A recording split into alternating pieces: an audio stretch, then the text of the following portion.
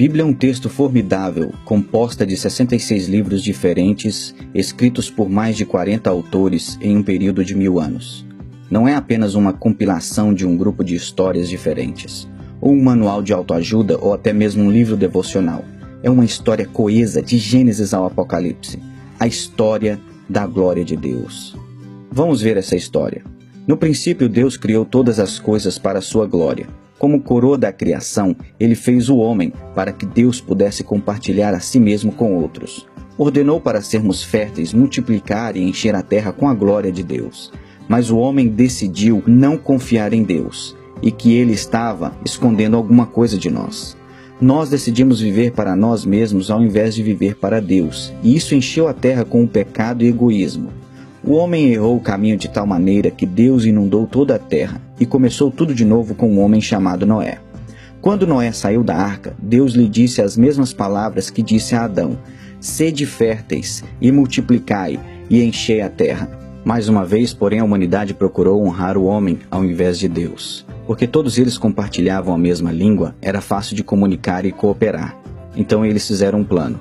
Em um lugar chamado Babel, eles iriam construir uma torre até os céus para estabelecerem um nome para si. Eles trabalharam para construir o seu próprio reino, ao invés de obedecer à ordem de Deus. Eles cometeram o mesmo erro que cada uma das gerações anteriores havia cometido. A humanidade ignorou a Deus e sua ordem de espalhar o seu nome e sua glória por toda a terra. Então Deus tomou a seguinte decisão. Ele confundiu as línguas das pessoas para que elas não pudessem mais facilmente comunicar entre si. Naquele momento, Deus formou a diversidade entre tribos e povos do mundo. Assim, diferentes grupos de pessoas se espalharam para o norte, o sul, o leste e o oeste. Dessas nações, Deus escolheu um homem chamado Abraão e fez uma aliança com ele. Deus disse a Abraão que ele iria abençoá-lo e todos os seus descendentes, transformando-os em uma grande nação que iria abençoar todas as outras nações. Deus eventualmente nomeou esta nação Israel, e ele começou a demonstrar sua glória através deles de muitas maneiras. Deu-lhes um conjunto de leis para viver de modo que eles poderiam ser separados, vivendo uma vida santa diante de todas as outras nações. Ao fazer isso, eles se tornariam um sacerdócio real, mediando entre Deus e o homem. Obedecendo seus mandamentos diante das nações, Israel iria encorajar e incentivar as pessoas a amar a Deus e amar os outros. Deus também deu a Israel um lugar geográfico especial sobre a terra, estrategicamente localizado no meio de todas as outras nações. Nessa terra prometida, Israel seria uma luz para todas as nações, mostrando-lhes o caminho para Deus, mesmo na escuridão do mundo. Às vezes Israel vivia este chamado e compreendia bem o desejo de Deus para abençoar todos os povos da terra através deles. Porém, de novo, Israel caía na mesma armadilha que a humanidade, glorificando a si mesmo ao invés de glorificar a Deus. Quando Israel se desviava do caminho, Deus intervinha. Às vezes ele levantou profetas para lembrá-los do seu mandamento de abençoar as nações com as bênçãos que lhes dera.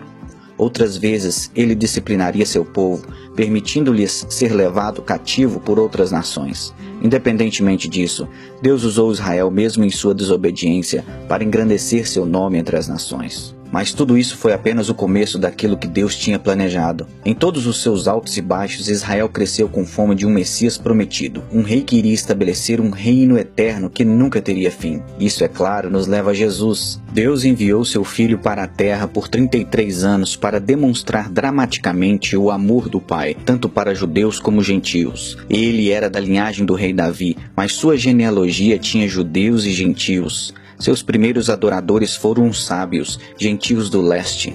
Anjos proclamaram que sua salvação seria para todos os povos. Até mesmo no dia de sua apresentação como bebê, foi identificado como luz para iluminar as nações. E outra vez Cristo lembrou os seus discípulos que o plano de Deus, desde o início, é abençoar todos os povos. Sua vida exemplificou esta mensagem perfeitamente. Ele ficou furioso quando o templo não estava sendo usado como uma casa de oração para todas as nações.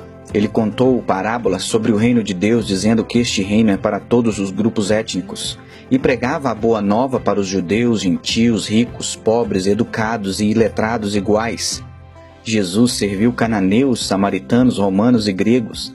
Ele era e é um verdadeiro Messias para todas as nações. Ele viveu uma vida perfeita, morreu uma morte perfeita e levantou-se novamente com uma ressurreição perfeita.